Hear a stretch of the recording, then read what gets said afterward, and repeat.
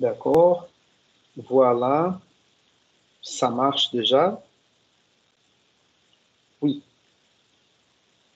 Donc, bonjour. Nous sommes là aujourd'hui pour ce troisième cours, si je ne me trompe pas, de la discipline de roman. Nous sommes le 18 février 2021, mais encore dans le deuxième semestre de 2020. Et je vais partager mes documents PDF avec vous parce que on commence aujourd'hui ce que j'appelle, ce que vous voyez ici, je remonte la page du document PDF, cette introduction de la discipline de roman. Et je vais faire deux choses pour cette introduction, parce que, en fait, je réfléchissais à propos de l'organisation du programme. Et comme vous savez, assez souvent, ce que je fais au niveau du programme, j'aime bien commencer du 20e au 21e siècle et de reculer dans les siècles. Ce semestre, je ne sais pas pourquoi, je me sens plus confortable de faire le contraire, de suivre l'ordre chronologique. Donc, pour ce qui est de cette introduction, on va faire tout d'abord une introduction sur la structure du roman, du récit en général. Et puis, je vais faire un panorama du roman français, comme je vous propose dans la suite ici, du XVIe siècle avec Rabelais, le XVIIe siècle, Madame Lafayette, le XVIIIe, Montesquieu, le XIXe siècle. J'ai choisi ici quatre romanciers parce que le XIXe siècle, c'est le moment qui représente les tournants, je dirais, vers les romans modernes ou le roman bourgeois en quelque sorte. Et puis, au XXe siècle, nous avons quelques expériences, je dirais, radicales ou de l'extrême au niveau esthétique du roman. Et je mets ici les exemples au XXe siècle de Céline et Proust. Donc, je vais présenter brièvement ces romans-là, comme je vous ai dit. Donc, mais avant d'entrer dans cette histoire du roman français, je fais cette introduction plutôt théorique sur le roman. Et ce que j'appelle l'analyse structurale du récit, en fait, comme je partage déjà les PDF avec vous, je vais utiliser ici un extrait de Todorov. Je vais juste vous situer dans quel document j'utilise ici. Ce livre-là, il est disponible sur Teams, donc vous le retrouvez dans les fichiers introduction. Donc, ici, j'utilise parce que je n'ai pas tous les livres de Todorov en français, donc là, je m'excuse d'utiliser une bibliographie en portugais, mais ici, nous avons as estruturas narrativas de Tsvetan Todorov, c'est un auteur assez connu, et j'utilise ici, je passe à la page 78, et c'est un extrait de cet essai, de ce chapitre, a análise estrutural da narrativa. Et en fait, pourquoi j'utilise cet extrait de Todorov pour faire cette introduction? Voilà, c'est bon l'image. C'est parce qu'il ne faut pas confondre l'analyse structurelle au niveau théorique, au niveau de ce courant de la théorie littéraire connu comme structuralisme, et l'analyse structurale en tant qu'analyse des composantes du récit, du roman. D'accord? Donc, ici, dans ce paragraphe qui est souligné, Todorov explique ce qui est l'analyse structurale au sens théorique du structuralisme. Donc, il dit ici, podemos primeiramente, je cite Todorov, podemos primeiramente opor duas atitudes possíveis diante da literatura, uma atitude teórica e uma atitude descritiva. A análise structurale, et donc ça c'est important parce que ce qu'il va faire, ce qu'il propose, ici ce que Todorov propose comme analyse structurale, c'est au niveau de cette attitude théorique. Et ce que je viens de dire comme une analyse des composantes du roman, c'est ce que lui, Todorov, appelle ici une attitude descriptive. D'accord? Donc, il continue ici. A análise estrutural terá sempre caráter essencialmente teórico e não descritivo. Por outras palavras, o objetivo de tal estudo nunca será a descrição de uma obra concreta. A obra será sempre considerada como a manifestação de uma estrutura abstrata, da qual ela é apenas uma das realizações possíveis. O conhecimento dessa estrutura será o verdadeiro objetivo da análise estrutural. Pourquoi j'utilise cet extrait de Todorov pour cette introduction? Parce que, comme vous avez remarqué, ou peut-être vous n'avez pas de familiarité avec cette bibliographie, mais la plupart des théoriciens que j'ai mis dans ces fichiers d'introduction, donc Todorov, Genette, je n'ai pas mis Roland Barthes, mais il y a une partie de l'œuvre de Roland Barthes qui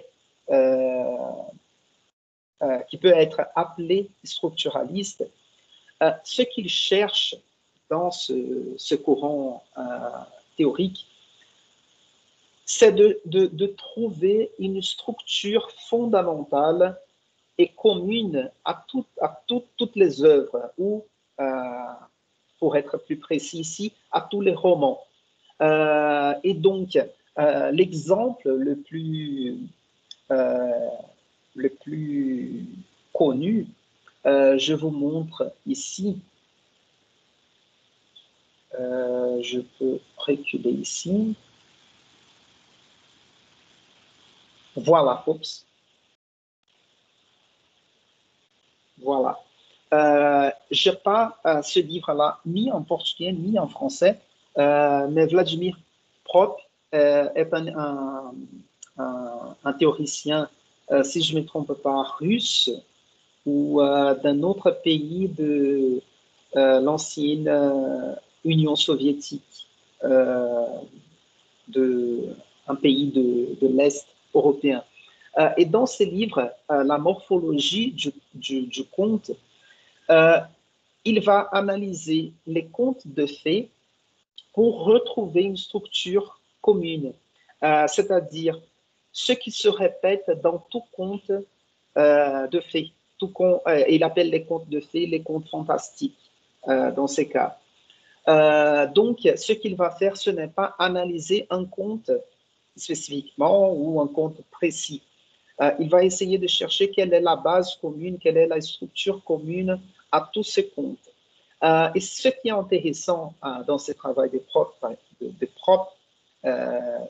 par exemple, c'est qu'il arrive à retrouver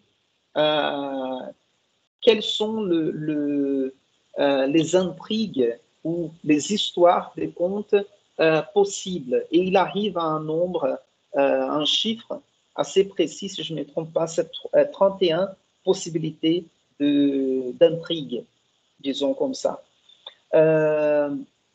Donc, d'une certaine façon, quand on parle des romans, comme je vous ai dit la semaine dernière, on a essayé de définir en quelque sorte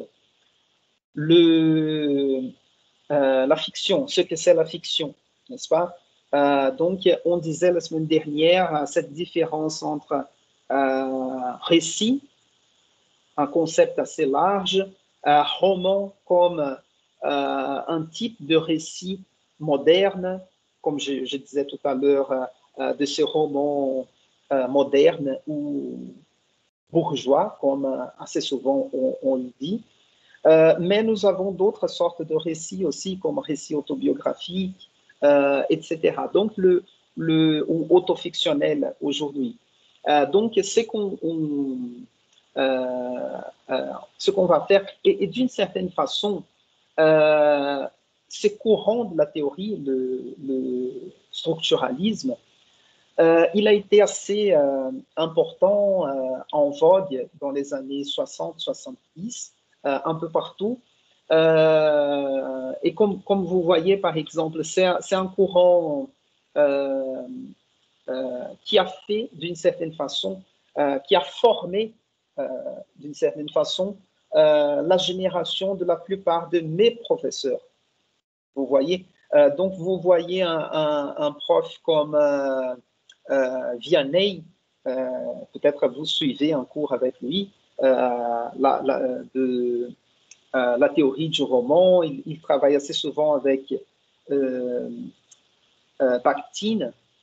Donc vous voyez, c'est même aujourd'hui, nous avons dans le département un professeur qui a suivi cette formation basée sur le structuralisme. Donc, pourquoi je parle de ça? Parce que c'était un courant important qui a théorisé ou qui a fait une théorie importante autour du roman, qui a formé pas mal de chercheurs et de professeurs, mais qui rencontre quand même certaines limites au niveau de l'acceptation critique aujourd'hui. Par contre, j'utilise cette dichotomie de Todorov entre une analyse, une attitude théorique et une attitude descriptive pour dire que dans cette introduction-là, on va parler des composantes du roman. Je dirais qu'on va rester autour de cette attitude descriptive. Je vais vous apporter aujourd'hui quelques éléments composants, quelques éléments qui composent les romans, pas pour vous demander une description des romans qu'on va lire, mais plutôt pour vous sensibiliser à la structure du roman, c'est-à-dire aux parties qui composent un roman, de manière plutôt critique, je vais dire. Critique au niveau...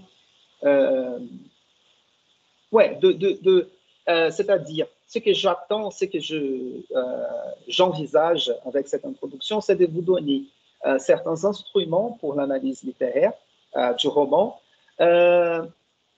pour ne pas rester sur ou dans la surface du texte, et aussi pour ne pas lire de manière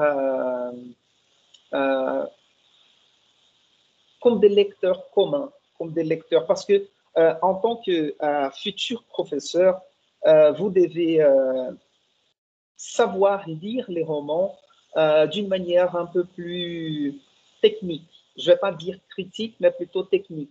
D'accord? Donc, je laisse de côté ici le texte de Vladimir Prot et je reviens ici dans le texte de Todorov. Donc, je reste ici avec cette idée de... je vais encadrer ici les expressions. L'attitude théorique, ici, et l'attitude descriptive. Et voyons ici, oui, pardon. Et donc, encore dans ces sens du roman moderne, est-ce que vous avez des questions par rapport à cette idée-là? Parce que c'est important parce que de ne pas confondre cette idée d'analyse structurale au sens théorique, parce que ce qu'il cherche, c'est, comme il dit ici, ce n'est pas une analyse d'une œuvre individuellement, mais plutôt quelque chose qui définit toutes les œuvres. Donc, comme les contes fantastiques, les contes modernes, le roman moderne, les romans d'aventure, le roman policier. Donc, c'est de chercher une structure abstraite, en quelque sorte, qui est récurrente dans toute manifestation concrète, toute manifestation littéraire concrète, je dirais comme ça. Et donc, est-ce que vous avez des questions par rapport à cette distinction? Ou on avance? On avance? OK. Donc, voilà, merci. Je change ici des documents. Le discours du récit.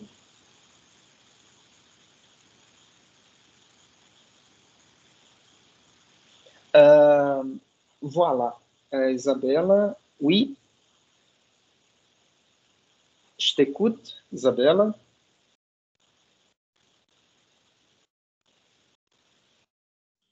Bonjour, prof. Pardon. Bonjour. Mais je ne sais pas, c'est parce que c'est à cause de moi, mais j'ai arrivé seulement maintenant, mais je ne vois rien de mon écran. Est-ce que tu es en train de montrer quelque chose? Oui, en fait, je partage mon écran ici. Je vous montre quelques documents PDF.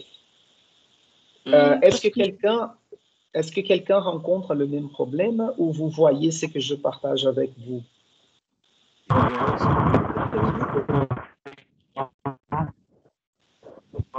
Thales, je t'écoute pas.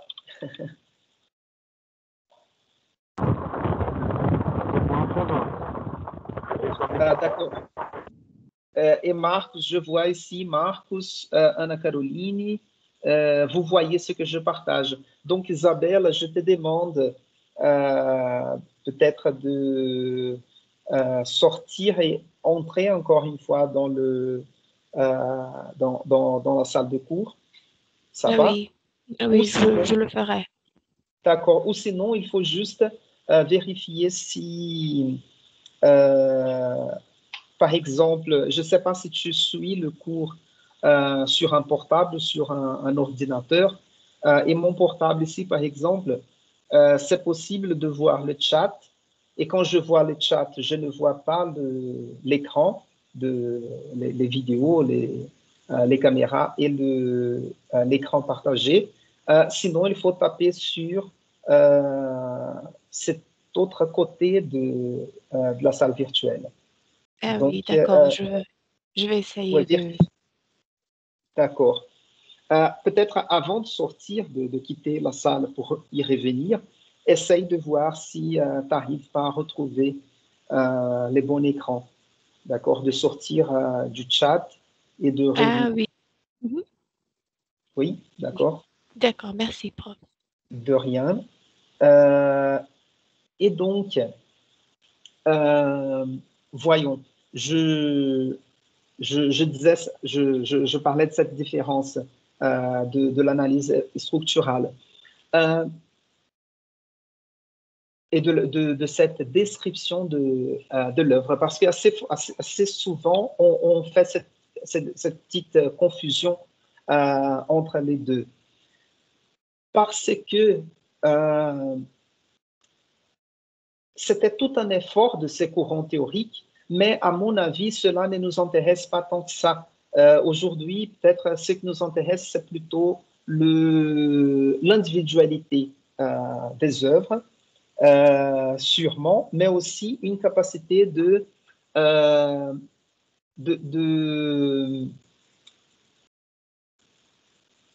d'enchaînement, c'est-à-dire d'enchaîner, de mettre une séquence logique entre les manifestations des romans de manière générale. C'est plus ou moins, c'est-à-dire cette séquence historique des romans au fil du temps. N'est-ce pas? C'est ce que je vais essayer de vous montrer avec certains exemples retirés de l'histoire du roman français. Par contre, notre réflexion ici, pendant ce cours, sera basée plutôt sur les romans contemporains français, en utilisant une autre espèce d'analyse. Cette analyse est plutôt des composants, n'est-ce pas? Raison pour laquelle vous voyez ici en face de vous la table de matière, c'est un livre, je l'ai ici en anglais. Si je ne me trompe pas, je l'ai partagé dans les fichiers théorie du roman, une version en portugais de ce livre. Mais c'est un livre intéressant. Je mets ici la couverture. Voilà. C'est les aspects du roman de Forst, cet écrivain, si je ne me trompe pas, anglais. Et ce qui est intéressant, parce qu'en fait, il fait à l'origine de ce livre, elle est intéressante parce que c'est une espèce de livre, je dirais, théorique, mais écrit pas par un professeur, mais plutôt par un écrivain. C'est en tant qu'écrivain qu'il a été invité à faire une série de conférences. Et donc, il a essayé de parler de son travail en tant qu'écrivain. Et donc, ce qui m'intéresse ici, c'est qu'il propose une série, je ne vais pas utiliser le terme structure, parce qu'on ne parle pas de structure, mais plutôt des composantes, les éléments qui composent les romans. Et j'aime bien parce que c'est plus ou moins le même terme qu'on va utiliser en suivant la série Principius, les 4 à 5 livres que j'ai partagés avec vous. Donc, il propose ici l'histoire, ce qu'on appelle en portugais intrigue, ou il y avait aussi, à un moment donné, il y a quelques années avant, on faisait la différence entre história avec un E et história avec un H, H-I. Donc, ici, en français, on va appeler plutôt l'intrigue ou même l'histoire du roman. C'est-à-dire ce qu'on raconte, n'est-ce pas? Parce que là, je recule avant de commencer à entrer dans ces éléments, dans ces aspects du roman. C'est intéressant de réfléchir à propos des trois éléments liés d'une certaine façon au récit en tant que texte narratif. D'accord?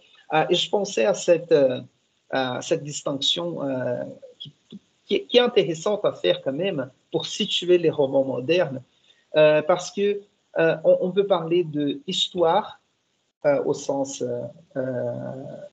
de l'histoire du monde, c'est-à-dire de l'histoire générale, l'histoire des peuples, l'histoire tout court.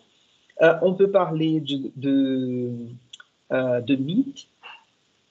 Aussi, l'histoire, c'est un récit, une espèce de récit, un récit documental en quelque sorte. Nous avons le mythe, qui est une espèce de récit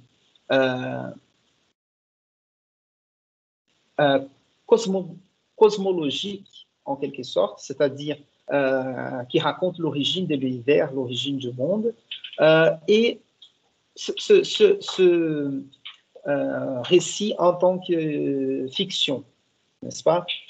Pourquoi je parle de ces éléments? Parce que l'idée de l'histoire documentale, elle va entrer aussi dans les romans en quelque sorte. C'est-à-dire, ou avant d'entrer dans cette idée, l'histoire en tant que récit documental, elle a les référents au monde, c'est-à-dire ce que le texte, le récit historique raconte, on va retrouver dans le monde. Si c'est quelque chose de passé, on va retrouver les traces, c'est-à-dire les documents, les ruines, les édifices, les châteaux, etc., les terrains, n'importe quoi. Ah, et même, une autre chose importante quand on parle de récit historique, c'est qui raconte, n'est-ce pas? Dans le récit historique, on peut voir les témoins qui fait un témoignage de ce qu'il a vécu ou quelqu'un qui fait un rapport, c'est-à-dire l'idée du témoin, c'est quelqu'un qui a vu avec ses yeux, ses propres yeux, qui a témoigné un événement, un fait, un accident ou un événement historique. L'historien, en tant que tel, c'est déjà quelqu'un qui a besoin de documents ou de traces ou des indices comme intermédiaire pour faire le récit. C'est-à-dire, l'historien, c'est quelqu'un qui est entre ou qui fait un récit par l'intermédiaire des documents, de ruines, de documents tout court, c'est-à-dire tout ce qui reste comme preuve d'un événement historique. Le mythe ou tout récit mythique, c'est un récit d'une certaine façon qui raconte, comme je disais tout à l'heure, l'origine du monde, c'est-à-dire on essaye d'expliquer pourquoi les choses existent et pourquoi on existe comme tel, mais aussi il y a d'autres mythes qui racontent comment va être la fin du monde, la fin des temps, en quelque sorte. Donc c'est un type de récit qui n'a pas le même référent au monde, n'est-ce pas? C'est-à-dire qu'on ne va pas retrouver ces histoires réellement comme des documents, mais par contre, le mythe, il forme le système des croyances des gens, n'est-ce pas? Et donc, on arrive au discours romanesque, si je peux le dire un peu comme ça. C'est un type de récit, c'est pour ça qu'on a discuté la définition de fiction la semaine dernière, parce que c'est un type de discours, un type de texte qui a une cohérence interne, mais qui ne rencontre pas la même compromission dans le monde réel. Donc, je vous rappelle ici l'idée de virtualité que j'ai utilisée la semaine dernière. C'est-à-dire, le texte fictionnel ou les textes fictionnels, ce sont des textes avec une cohérence interne, c'est-à-dire on est capable de lire, comprendre et expliquer le texte. Par contre, on ne va pas retrouver un référent au monde, des épreuves, par exemple, que Madame Bovary a existé, etc. Par contre, le texte, le roman tout court, ou tout récit romanesque, il a un rapport en quelque sorte avec le récit mythique parce que les romans, il est capable aussi de jouer avec notre système des croyances. D'accord? Et pourquoi je parle de quelle façon le roman est capable de jouer avec notre système de croyances?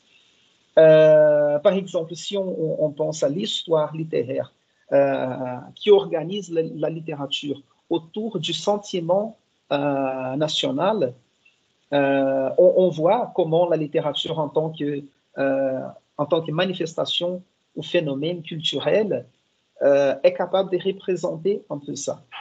Donc, les romans, il sera je vais appeler ici discours narratif, qui est capable, qui, tout d'abord, en tant que discours fictionnel, il n'a pas forcément un référent au monde, n'est-ce pas? C'est-à-dire qu'on ne va pas forcément retrouver les personnages, les histoires des romans dans le monde. Par contre, ces histoires-là, elles ont quelque chose de proche au discours mythique parce qu'elles expliquent le monde dans lequel on vit. Pas de la même façon comme le mythe le fait, parce que le mythe, il joue avec un système de croyances, je dirais, de façon religieuse, mais pas que ça, n'est-ce pas? Un peu plus que l'idée du discours mythique, il va un peu plus au-delà de l'idée religieuse, de l'idée spirituelle, d'accord? Parce que d'une certaine façon, il définit une façon de penser aussi. Donc le mythe, il n'est pas seulement spirituel, mais il va retomber sur le monde concret de la vie des gens parce qu'il définit la façon de penser, la façon de croire, d'accord?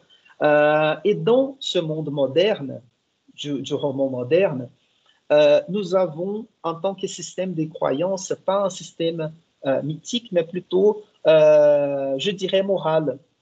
Et quand je dis que le roman se rapproche d'un discours mythique, c'est dans ce sens-là.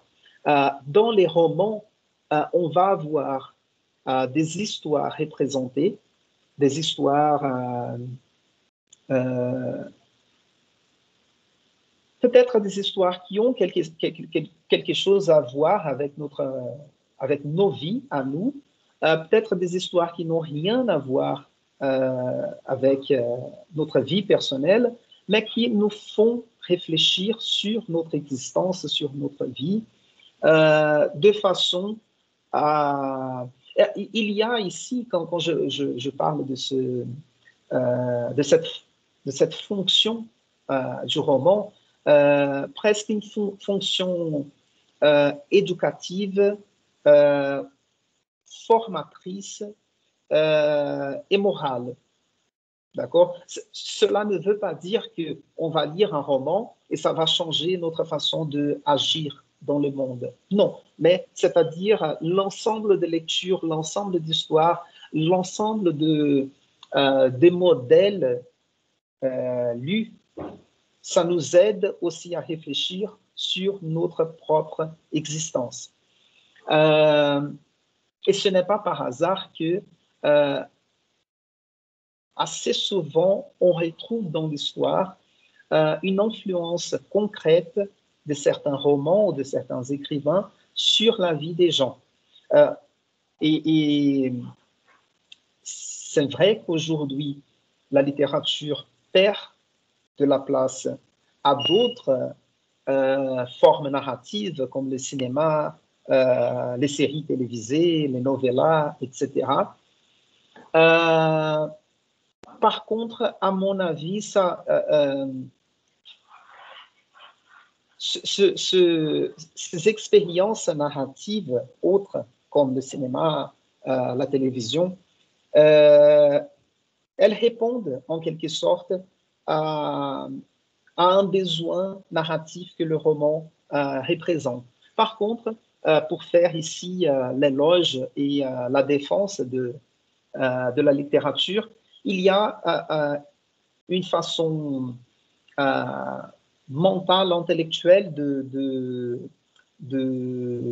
travailler les images qui est différente.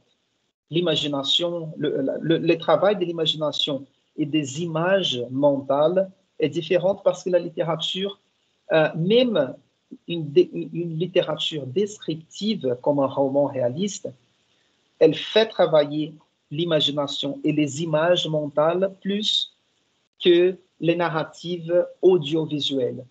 D'accord? Je ferme cette parenthèse.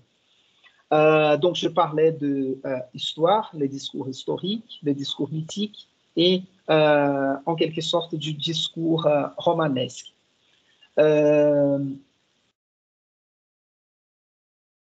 Et là, je parlais de cette fonction morale ou formatrice de la morale qu'on peut retrouver dans les romans. Et pourquoi on retrouve ces genres de formation morale dans les romans? C'est parce que dans les romans, nous avons ces éléments constitutifs, ces aspects composant les romans, comme les personnages, l'histoire, les temps, l'espace, les conflits, etc. Ça va, vous avez des questions? J'avance trop vite ou de façon un peu chaotique? Vous avez des questions ou pas? Pas de questions. J'avais compris tout. D'accord. Voilà. Donc, juste pour revenir sur cette distinction de Todorov entre une attitude théorique et une attitude descriptive, pour vous donner un exemple, d'une certaine façon, l'œuvre de Freud sur l'interprétation des rêves fonctionne plus ou moins comme cette idée d'analyse, d'attitude théorique et structuraliste, c'est-à-dire on va retrouver quelque chose qui se répète dans tous les rêves. Vous voyez? Donc, il y a quelque chose là qui nous intéresse. Par contre, pour cette attitude descriptive, ou c'est pour entrer dans cette attitude descriptive que je passe ici, j'ai utilisé l'exemple de Forster, mais je vais entrer dans les livres de cette série Principes, ou série Principios, dont je vous ai parlé, pour entrer un peu plus dans ces éléments constitutifs du roman moderne. Et pourquoi j'insiste dans ces éléments composants, ces éléments, ces aspects composant les romans? Parce que, comme je disais tout à l'heure, parce que en tant que professeur des langues, en tant que professeur de littérature que vous serez éventuellement dans les futurs. Vous voyez, par exemple, je fais une comparaison avec les séries télévisées que vous regardez. Et peut-être, je vois ici Daniel et Alan, vous avez déjà été mes élèves autrefois, peut-être vous vous souvenez de ce que je vais dire. Assez souvent, quand vous commentez les séries télévisées que vous regardez avec vos amis, on fait très attention aux spoilers. Pourquoi? Parce que ce qui nous intéresse dans ces niveaux, je vais dire, je ne vais pas dire superficielle parce que ce n'est pas superficiel, mais je vais dire la surface, la première couche, camade, la première couche d'analyse. C'est parce que quand vous commentez, quand on fait cette, ou quand nous avons peur des spoilers, c'est parce que nous sommes très liés à l'histoire, à l'intrigue, ou comme Forster dit ici, le plot, n'est-ce pas? Par contre, il y a des éléments d'analyse, d'autres éléments composant les romans qui peuvent être aussi objets d'analyse, de description, de compréhension et d'interprétation. Et quand on décompose le roman en sous-parties comme ça nous permet c'est-à-dire l'exercice en tant que professionnel de la littérature, en tant que professeur, c'est d'être capable de lire un roman, les décomposer en parties pour expliquer, pour décrire, pour analyser et puis construire une interprétation de ce roman, de ce film, peu importe. Parce que comme vous savez, même dans la post-graduation, le master et le doctorat, ici, il y a un courant de recherche, une ligne de recherche sur les cinémas, par exemple. Donc, on analyse aussi le récit cinématique, si je peux le dire comme ça. Donc, le plot, l'histoire, l'intrigue, le conflit, c'est une des composantes du roman. Mais dans cette analyse d'amateurs, des lecteurs ou des spectateurs, je dirais insoucieux, despreoccupables, qui ne sont pas ou amateurs, comme je disais, on a le droit de rester dans cette surface. Et je répète ici, je ne pense pas que cela est superficiel, mais c'est juste la couche la plus visible d'un récit cinématique ou littéraire ou mythique. Donc, ces éléments composant le récit, ils sont importants ici pour nous permettre de décomposer l'œuvre pour la décrire, l'analyser et l'interpréter. D'accord? Et ce qui est intéressant, c'est que quand on décompose l'œuvre littéraire de cette façon, parfois on est capable de voir mieux quelque chose ou même de voir une contradiction qui était visible dans la première couche. Vous voyez? Donc, assez souvent, ou peut-être dans l'école, je ne sais pas si vous avez eu ce genre d'expérience à l'école, mais assez souvent, c'est que cet exercice théorique qu'on va faire ici, ce n'est pas l'objectif, ce n'est pas tout simplement de vous demander de faire une analyse descriptive du roman et dire quelle est l'intrigue, quel est le personnage principal, les narrateurs, décrivez les narrateurs. Non, mais ça peut être une partie de l'analyse. D'accord? Et ça, c'est important aussi, comme je vous ai dit, je vous ai expliqué dans le premier cours, ça peut vous guider aussi pour l'analyse que vous allez faire dans la dissertation. Vous voyez? Parce que vous pouvez, pour la dissertation, choisir un sujet lié au roman. Ça peut être lié à l'intrigue, mais ça peut être aussi un sujet lié à un de ces éléments composants, à une de ces composantes du récit. D'accord? Donc,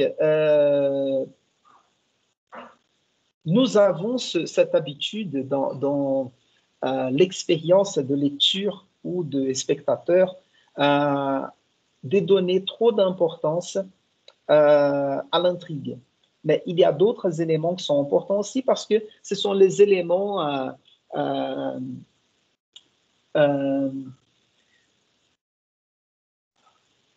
en fait, j'allais dire, parce que là, ça travaille ici dans la tête, et je pensais en fait au roman Tropisme d'Annalise Sarraute. Ce sera le dernier roman à analyser ensemble.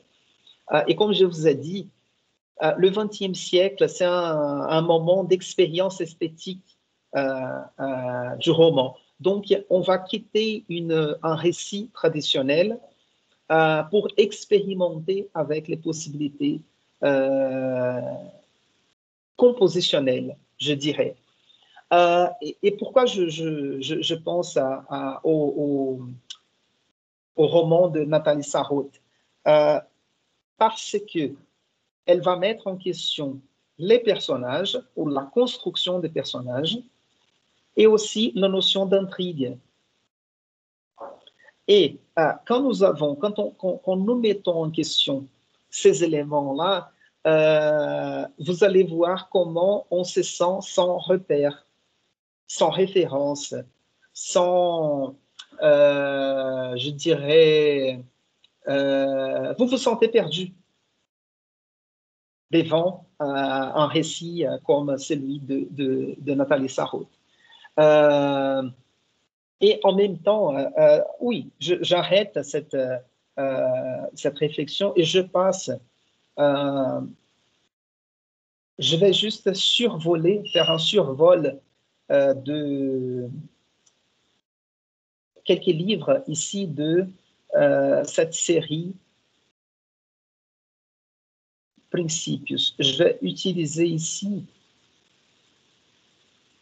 voilà, le premier, Como analisar narrativas de Cândida Vilares Gancho. Et vous voyez ici, je vous montre la table de matière, juste pour vous donner une idée de ses composantes. Je zoome et comme ça, vous pouvez bien voir. Voilà. Donc, elle va nous montrer ici gênero narrativo, tipos de narrativa, elementos de récit, ou elementos da narrativa. Enredo, personagens, tempo, espaço, ambiente, narrador. Parce que ces composantes-là, ce sont les composantes, j'allais dire, essentielles, mais c'est possible d'expérimenter là-dessus et de faire une expérience littéraire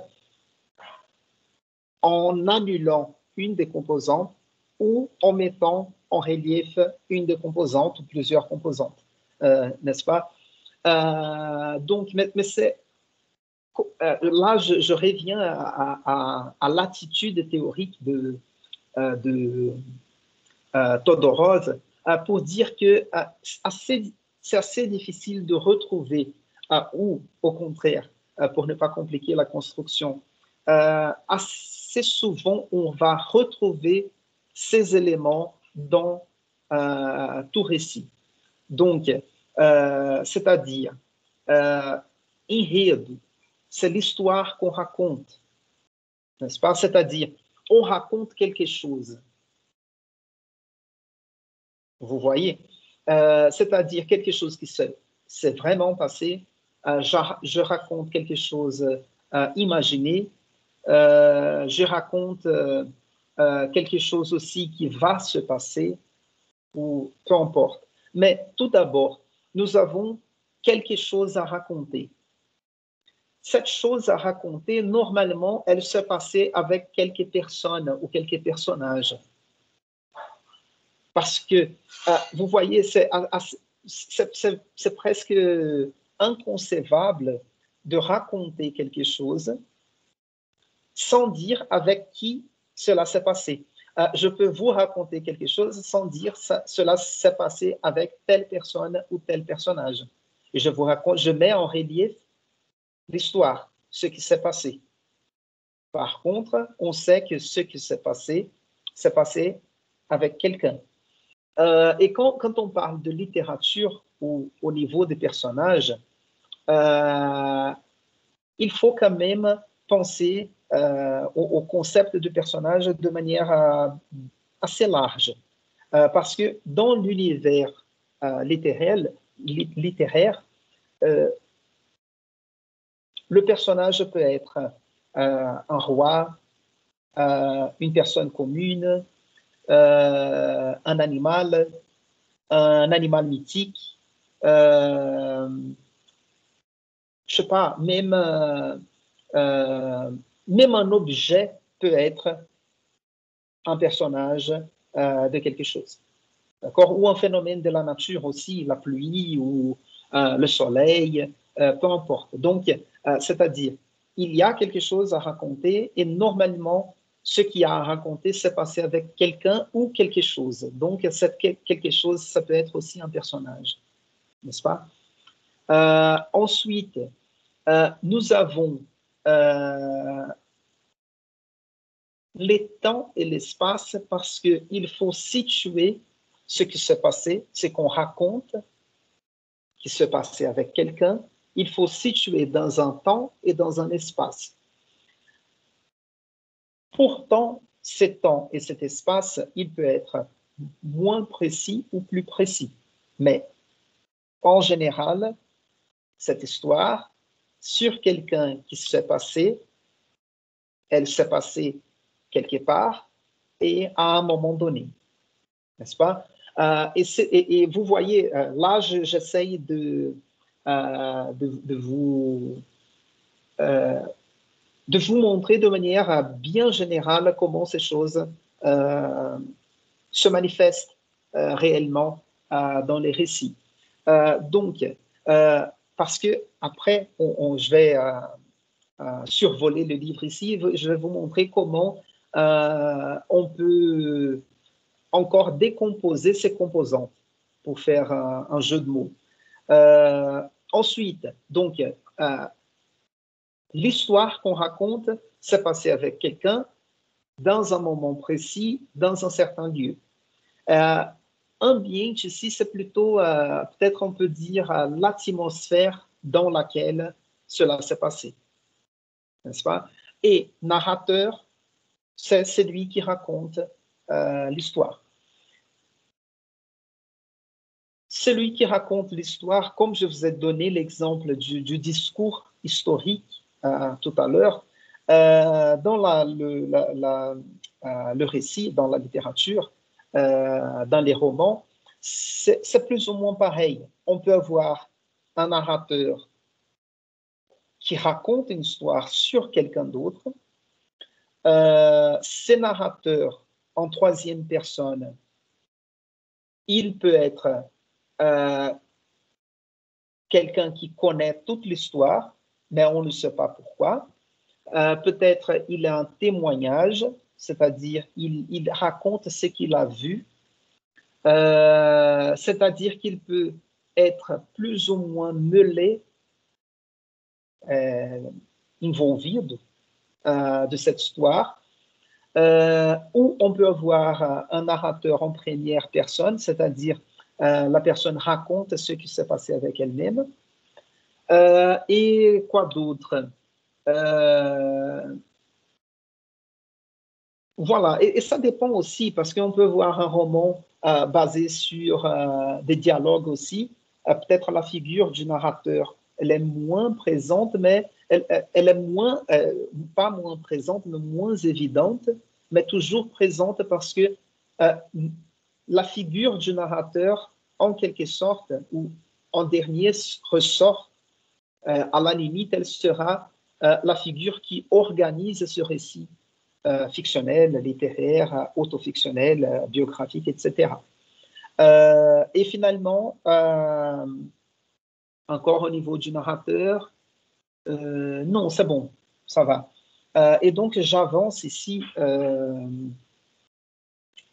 les discours, non, je ne vais pas entrer dans ces détails-là. Voilà, je vais feuilleter le livre ici avec vous.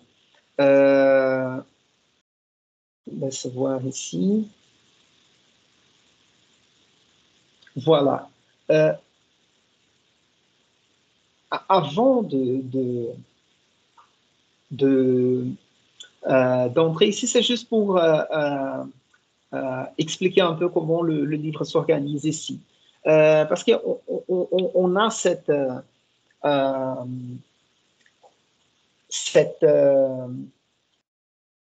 distinction des genres littéraires comme genre épique, lyrique et dramatique.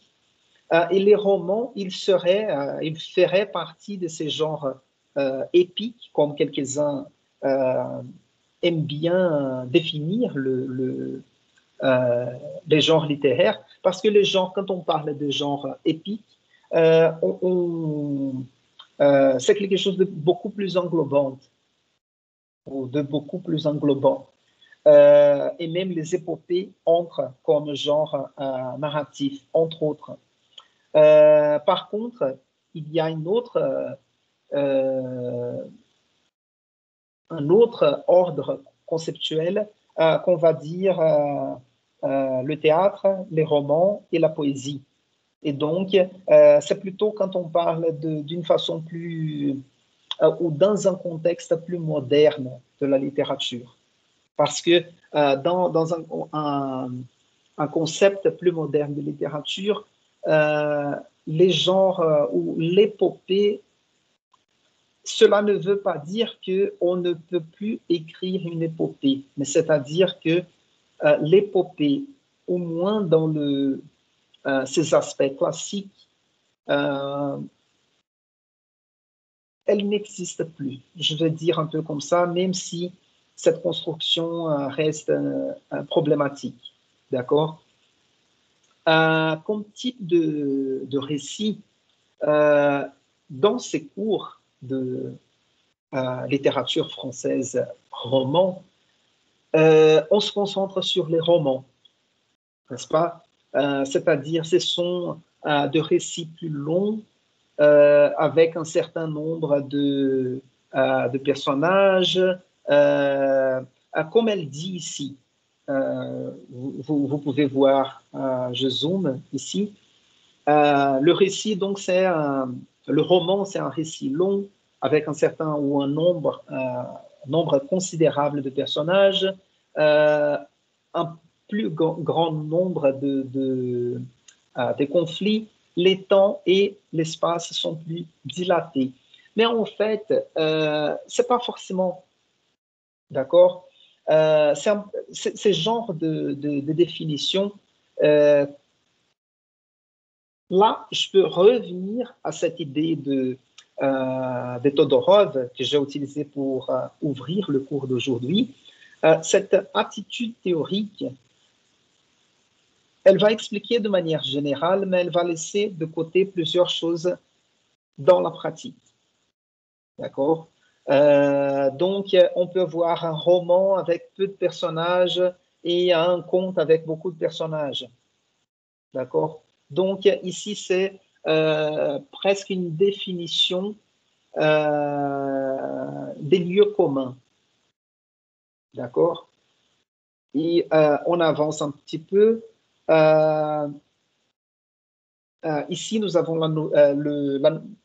en portugais novelle ou nouvelle en français comme un roman plus court. Et en fait, c'est plus ou moins la même définition de roman. Par contre, dans une proportion plus réduite, n'est-ce pas? Par contre, elle met en relief ici la différence que l'action du temps, dans les temps, c'est plus rapide, plus dynamique. Raison pour laquelle assez souvent les nouvelles, c'est possible d'avoir plusieurs générations représentées dans une nouvelle, parce que le passage de temps est plus rapide. D'accord? Assez souvent, c'est un peu comme ça. Et le conte, c'est ce récit plus court, mais nous avons plusieurs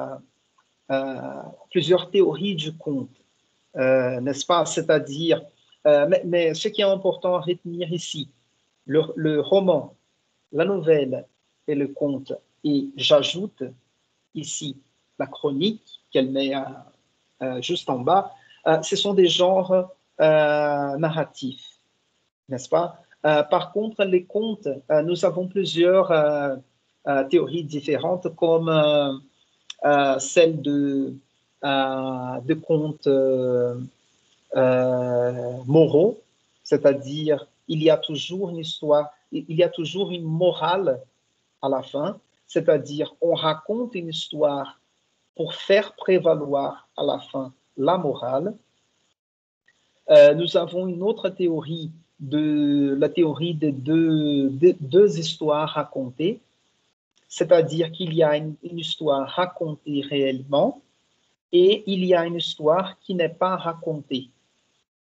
Donc, le conte comme une espèce de double récit, c'est-à-dire il y a deux histoires racontées, mais une reste implicite. Et dans ce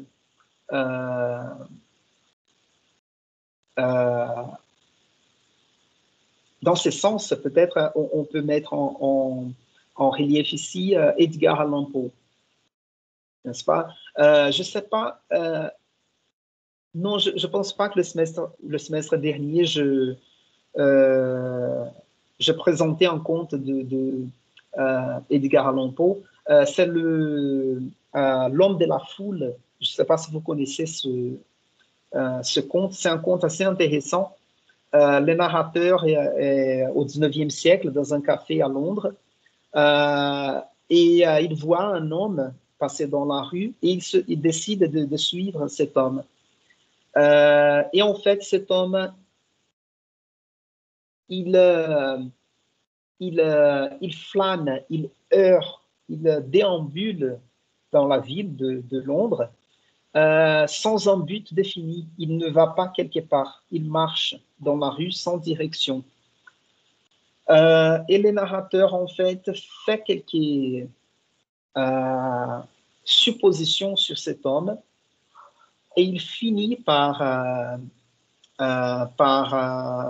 l'abandonner et il n'arrive pas à découvrir quelle était l'histoire de cet homme qui marchait sans but, sans direction dans la rue. Donc, on peut penser que les deux histoires sont l'histoire racontée par ce narrateur et l'histoire qui n'est pas racontée, qui est l'histoire de cet homme étrange que le narrateur a suivi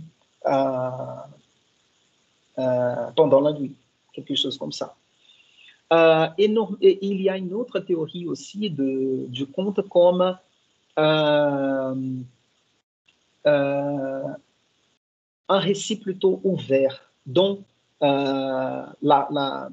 je dirais, il n'a pas un dénouement clair. C'est-à-dire, ça se développe quand même comme histoire, mais l'histoire ne se ferme pas. Donc, elle a une fin ouverte, en quelque sorte.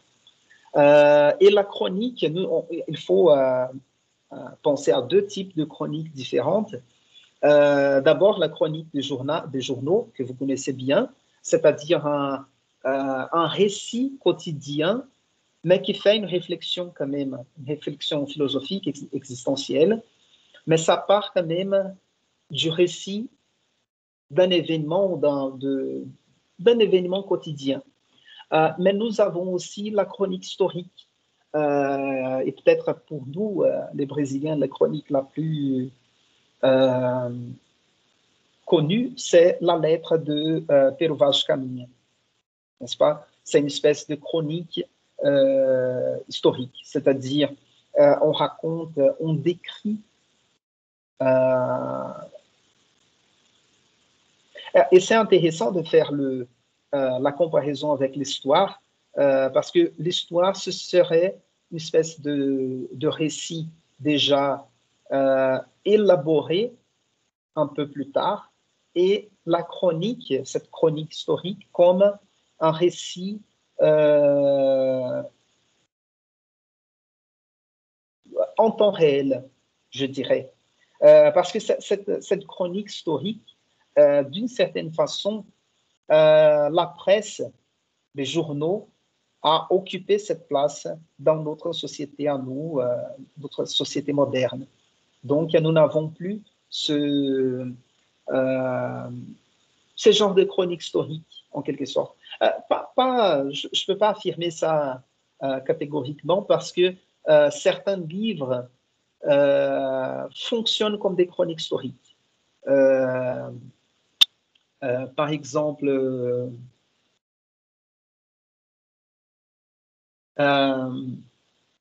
laisse voir ici un exemple plus récent. Parce que je pensais au livre de Fernando Henrique ou le livre d'Obama sur leur mandat en tant que président, mais c'est déjà plutôt de mémoire et pas de chronique. Il y a un journaliste peut-être. Ouais, mais peu importe, quelque chose comme ça. Pensez à un journaliste qui fait un rapport de ce qui se passe au niveau quotidien sur quelque chose, au niveau politique, par exemple. Voilà, c'est ce genre de chronique. J'essaie encore de penser à un exemple, mais il n'y a rien qui me vient à l'esprit. Mais voilà, donc j'utilisais cette idée-là,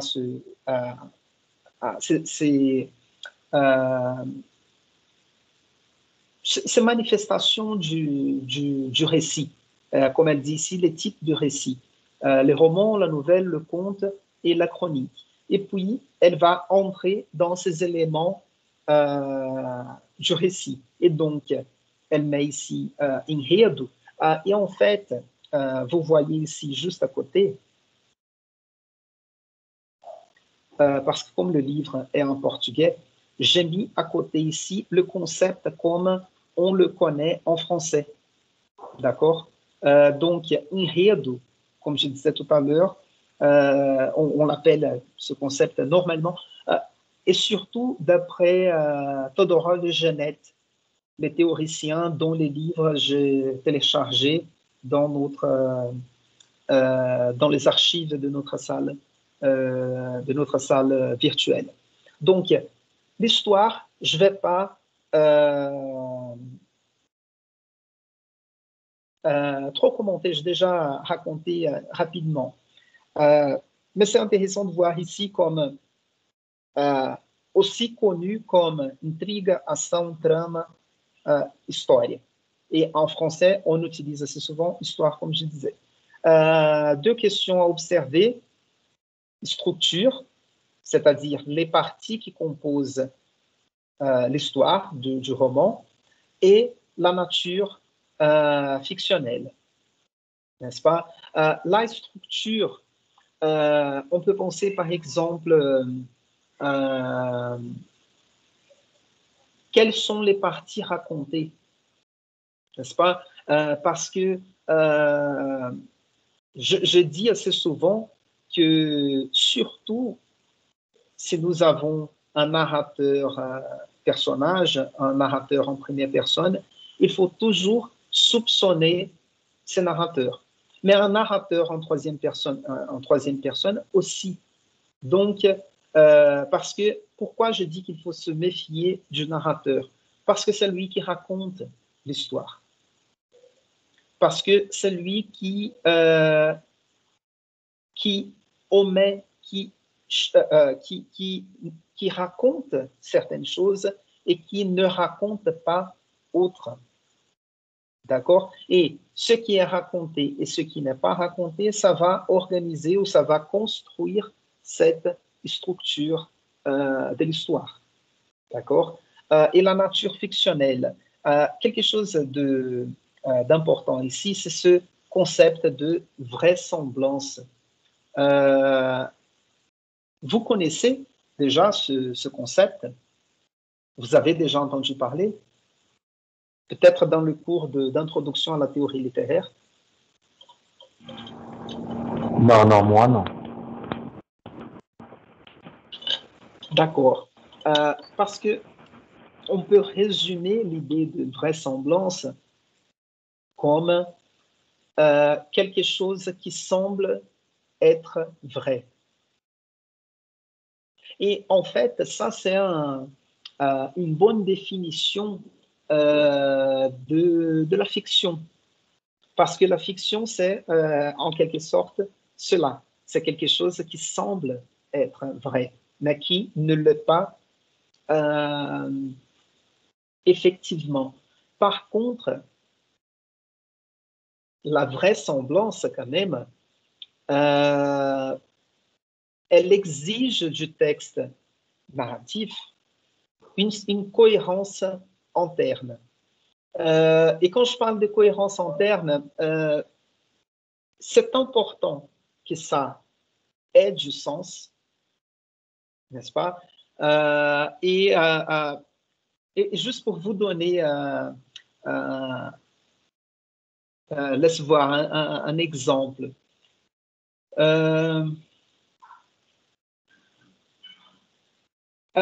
Par exemple, pour vous donner un exemple bête, si je vous raconte, je vais vous raconter l'histoire de ma famille. Donc, mon père est né en 1937 et moi, je suis né en 1982. Il y a une cohérence parce que mon père est né avant moi, parce qu'il est mon père, il me précède. Et si je commence à raconter une histoire que je vous dis, moi, je suis né avant mon père, c'est difficile à croire, n'est-ce pas? Ça, c'est juste pour vous donner un exemple, parce que au niveau fictionnel, au niveau littéraire, on ne peut pas exiger la même cohérence du monde réel, évidemment. C'est-à-dire, ça dépend du type de roman que nous avons en face de nous. Parce que si nous avons un roman fantastique, certaines choses sont possibles. Dans un roman réaliste, certaines choses ne sont pas possibles. Je me souviens, peut-être Daniel va se rappeler, le semestre dernier, je donnais l'exemple de Pirates des Caraïbes, dans lesquels, par exemple, nous avons un personnage qui a une tête de pulpe, de pauvre. Et dans ce film-là, c'est cohérent, parce qu'il y a un côté un peu magique, un peu fantastique, donc ce n'est pas grave d'avoir un personnage avec une tête de pulpe. D'accord? Donc, quand on parle de vraisemblance, tout d'abord, c'est ce qui semble vrai, c'est-à-dire il y a un côté réaliste dans ce concept. Par contre, si on élargit le concept de vraisemblance, c'est cette cohérence interne à l'œuvre. Et le semestre dernier, j'ai utilisé l'exemple de la série Dark, la série allemande. Je ne sais pas si vous avez regardé. Il y avait certains éléments de l'histoire de Dark qui étaient hyper difficiles à accepter. Je ne me souviens plus de nom de personnage, mais il y avait un personnage, c'était là, et en plus, il y a des histoires parallèles, mais prenons la première histoire de Dark. Il y avait la jeune fille qui était muette, qui ne pouvait pas parler, et on apprend en fait qu'elle est la mère de sa mère. Et je vous ai donné l'exemple tout à l'heure que je ne peux pas vous dire que je suis né en 37 et mon père en 82. Parce que s'il est mon père, logiquement, il est né avant moi. Et dans la série Dark, c'était difficile à comprendre, mais quand même, il y avait de la vraisemblance parce qu'ils arrivaient à expliquer ça dans le contexte de la série. D'accord? Et pourquoi je parle? Parce que ça semble bête quand j'explique vraisemblance un peu comme ça. Mais cela ne veut pas dire que tout écrivain est un bon écrivain et qu'il a fait attention à l'histoire qu'il racontait. Mais je vous donne un autre exemple. C'est l'exemple de Céline, l'écrivain que j'ai étudié dans mon doctorat, Louis-Ferdinand Céline. Je vais parler ici de son premier roman, Voyage au bout de la nuit. Mais son dernier roman, qui s'appelle Rigaudon, il y a des problèmes au niveau de la vraisemblance, parce qu'il y a certaines informations qui ne sont pas d'accord l'une avec l'autre. Mais ça s'explique parce que il a fini l'écriture du roman.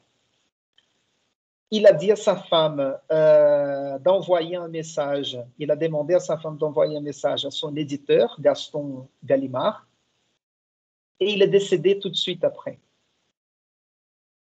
Il est mort juste après. Donc, il n'a pas eu le temps de tout réviser. Et avant de faire cette révision, de faire une révision du livre, on a fait publier. Pardon? Ah, d'accord. Il a fait publier le livre sans cette révision. Et ça a été un choix de l'éditeur de maintenir le texte comme Céline l'a laissé. D'accord? Parce que c'est possible, juste pour faire une comparaison, vous savez, parfois on retrouve des ruines historiques et il y avait dans le domaine de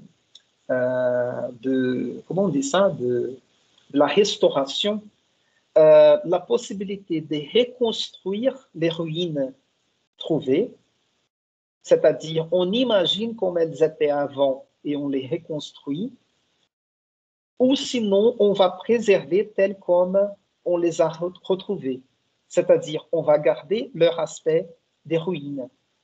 Donc, au niveau éditorial, on peut se demander, il faut être fidèle ou loyal à l'écrivain ou au lecteur, par exemple. Et dans ces cas de Céline, on met des notes dans certaines éditions pour expliquer au lecteur. Si vous retrouvez quelque chose ici qui ne va pas au niveau logique de l'histoire, c'est parce que il y a vraiment un problème de construction logique du texte ou de construction logique des événements racontés dans le roman. D'accord?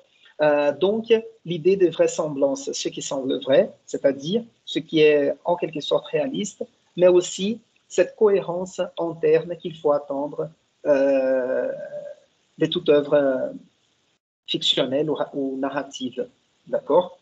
J'avance un petit peu pour parler d'autre chose. Voilà les parties de l'histoire. Je mets ici conflit, tout d'abord.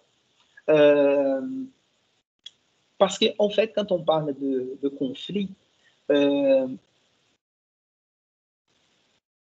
cela ne veut pas forcément dire une lutte, une bagarre ou quelque chose comme ça, mais plutôt une tension, quelque chose qui change la continuité qui existait avant. D'accord? Et au niveau du récit, parce que si on pense à la poésie lyrique, juste pour vous donner un exemple, quand on pense à la poésie lyrique en tant que manifestation d'un sentiment, d'une perception, d'un état d'esprit, ce qui déclenche, qui désencadeille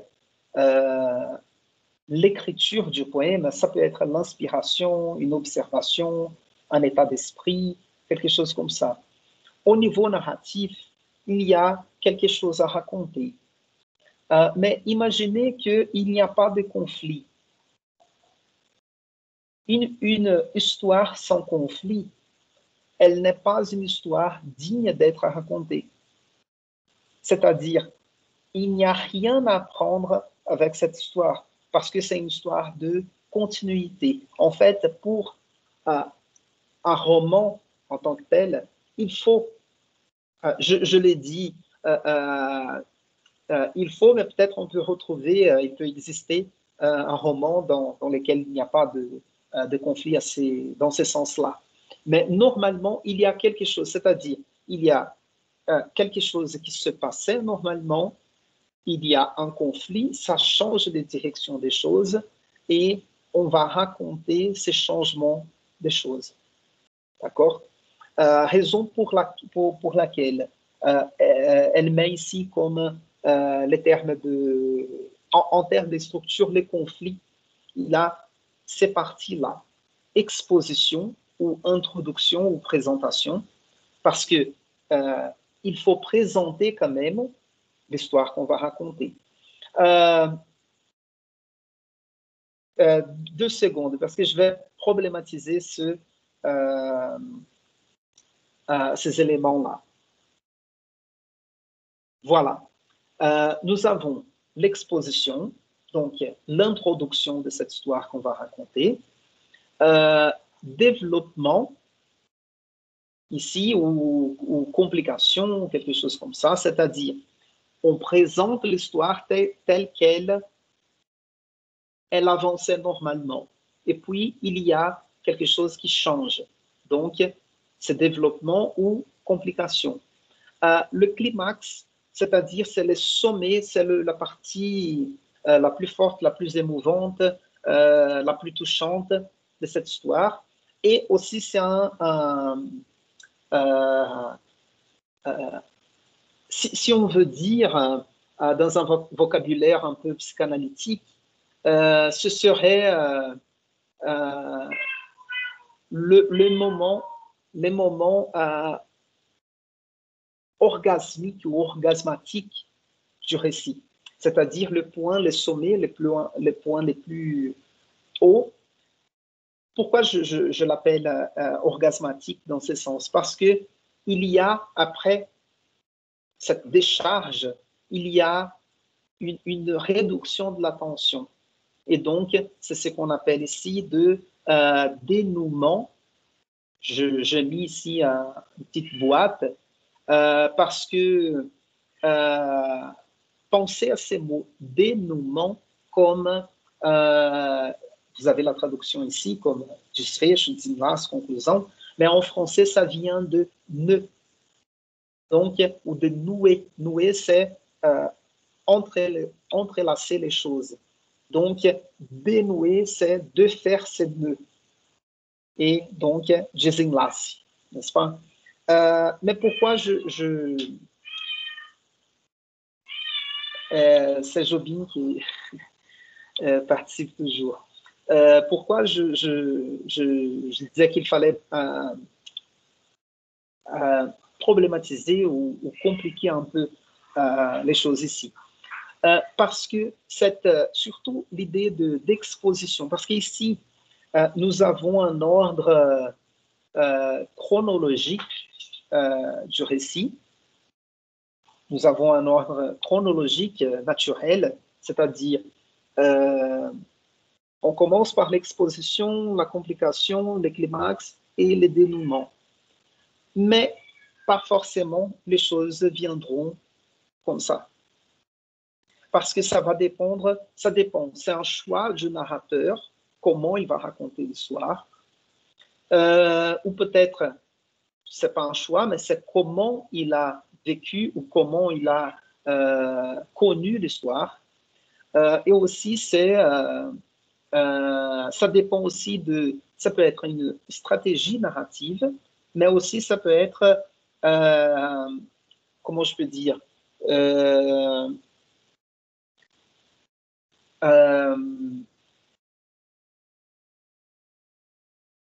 je dirais que, comme je disais tout à l'heure, qu'on ne peut pas faire confiance au narrateur, qu'il faut soupçonner les intentions du narrateur.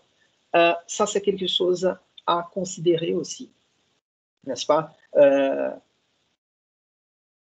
Parce que peut-être il a choisi le narrateur.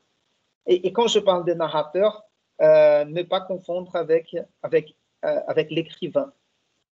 D'accord? Parce que l'écrivain, c'est la personne physique, la personne réelle qui écrit le livre. Le narrateur, une autre figure, une autre entité. Et quand je vous dis on ne peut pas faire confiance au narrateur, parce que parfois les narrateurs veulent nous tromper même, nous fait prendre un chemin interprétatif et puis changer les choses, n'est-ce pas? Donc, pas forcément ces choses viendront dans cet ordre naturel, comme je disais. Et je profite pour le dire. Le premier roman qu'on va travailler, je ne sais pas si vous avez déjà commencé à le lire. Si vous n'avez pas, je vous recommande de commencer à le lire. Le roman de Leila Slimani, c'est un peu comme ça. D'une certaine façon, il va commencer pas forcément par la scène finale, mais il va commencer par une scène et puis ce qui suit, c'est l'explication de comment on est arrivé à la scène d'ouverture du roman. Je ne vais pas en raconter plus pour ne pas vous donner des spoilers, comme je disais tout à l'heure. Parce que c'est intéressant d'avoir cette expérience. Donc, voilà pour cet ordre du conflit ici. J'avance encore un petit peu. Laisse voir s'il y a encore. Oui, elle va parler ici de enredo psicológico, histoire psychologique, c'est-à-dire. Et ça, c'est important aussi parce que, d'une certaine façon, comme je vous ai dit, tout au long de ce semestre, je ne vais pas vous demander un exercice tel comme expliquer les parties du roman Chanson douce ou Soumission. Mais en quelque sorte, on va quand même faire cet exercice de reconnaître ou de pointer quels sont ces éléments. Ce côté psychologique, par exemple, sera un peu plus clair dans les romans Soumission de Houellebecq et le premier roman de Leila Slimani. C'est un roman avec un narrateur en troisième personne. Donc, nous n'avons pas cette sensation d'être à l'intérieur de la psychologie du narrateur ou du personnage. D'accord? Quoi d'autre? Les personnages. Évidemment, quand on commence à décortiquer les personnages, on peut dire le protagoniste, l'antagoniste, c'est celui qui fait face au protagoniste.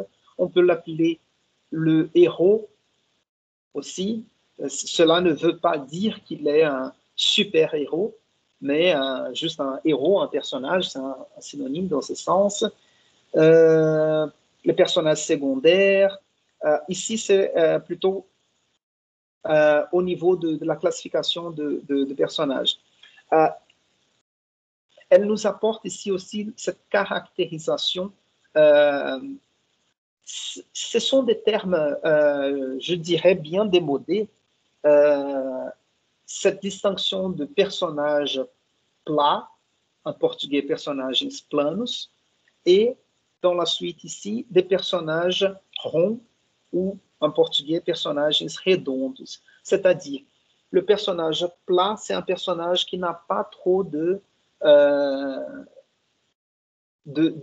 profondeur, n'est-ce pas? Et le personnage rond, c'est un personnage plus complexe avec une psychologie, des caractéristiques physiques, sociales, idéologiques. On est capable de reconnaître ces différents aspects de la formation de ce personnage, n'est-ce pas? Et un personnage plat, c'est un personnage aussi qui n'a pas de profondeur, mais qui n'échange pas tant que ça au fil de l'histoire. Un personnage complexe, un personnage rond, c'est un personnage qui va vivre des dilemmes moraux, des conflits d'ordre psychologique, spirituel, etc. D'accord? Quoi d'autre? Je ne vais pas entrer ici dans l'idée des temps parce que je vais utiliser après la définition de Gérard Genette. Elle est un peu plus complexe dans ce sens. Mais l'idée des durées, c'est comment les temps est représenté dans l'histoire. Il peut être chronologique, il peut être fragmenté, il peut être inversé, il peut être condensé, dilaté. Donc, les temps est un élément assez souple, je dirais. D'accord? Et l'espace, l'espace, c'est presque, comme dirait Kant, c'est une espèce d'a priori. On sait ce qui est l'espace sans trop d'explications, mais évidemment, dans un roman, ça peut être une représentation plutôt réaliste ou psychologique ou fantastique, etc. D'accord? Mais le plus important à retenir au niveau de l'espace, c'est où se passe l'histoire racontée.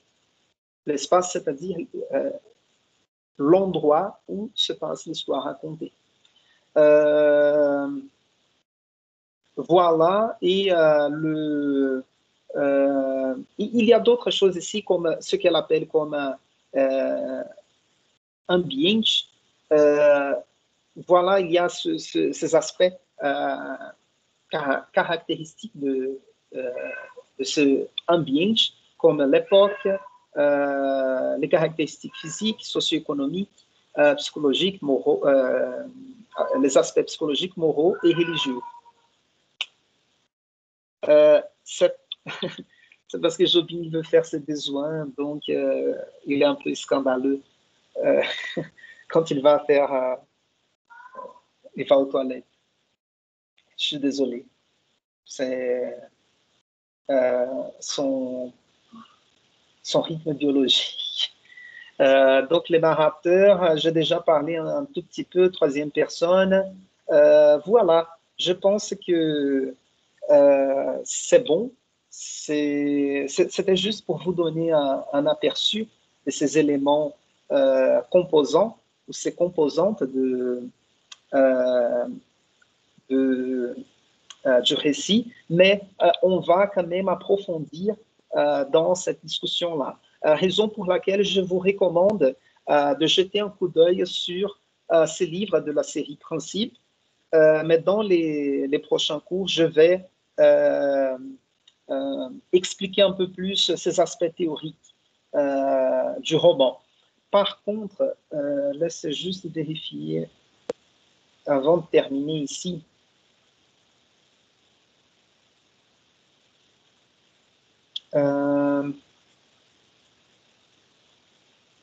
Non, c'est bon. C'est bon. La semaine prochaine, parce qu'en fait, là, je vais avancer dans cette discussion théorique à propos du roman. Et à partir de la semaine prochaine, on va commencer la discussion sur Leila Slimani.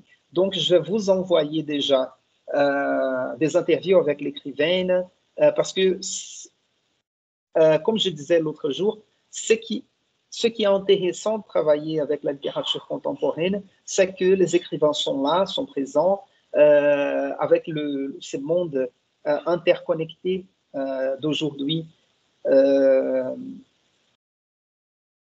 C'est facile à retrouver des interviews, des textes écrits, publiés sur la presse. Et voilà.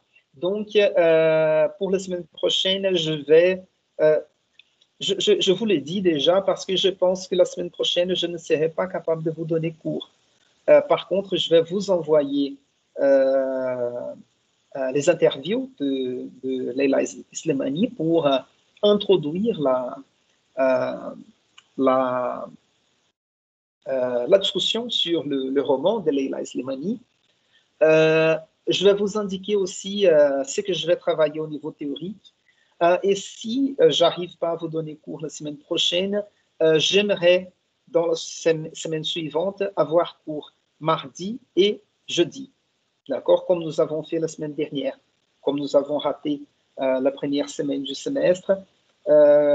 Si la semaine prochaine on n'a pas cours, la suivante, j'aimerais avoir 2 jours des cours pour compenser la semaine prochaine, mais je vous fais savoir en vous faisant signe sur la salle virtuelle. OK? Est-ce que vous avez des questions ou pas? D'accord, Gabriel. C'est bon, ça va? Donc là, on était encore aujourd'hui, c'est-à-dire le premier jour, nous avons essayé une définition de romans et de fiction, et de récits tout court. Aujourd'hui, je suis entré un petit peu plus dans les composantes du roman, c'est-à-dire quels sont les éléments qu'on retrouve dans tout roman. Et plus on avance, je vais entrer dans d'autres détails comme les aspects moraux, etc. du roman. D'accord?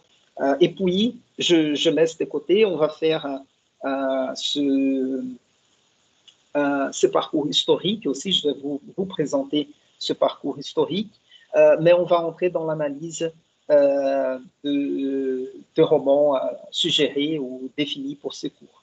D'accord? Voilà. Ouais, il est déjà 10h05, il faut que je commence le cours de Panorama.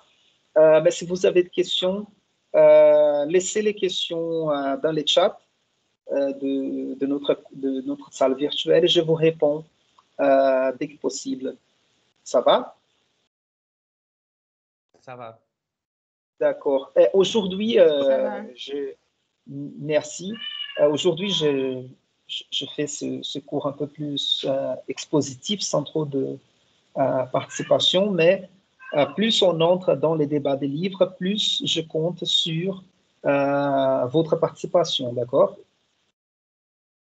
D'accord. OK. Voilà.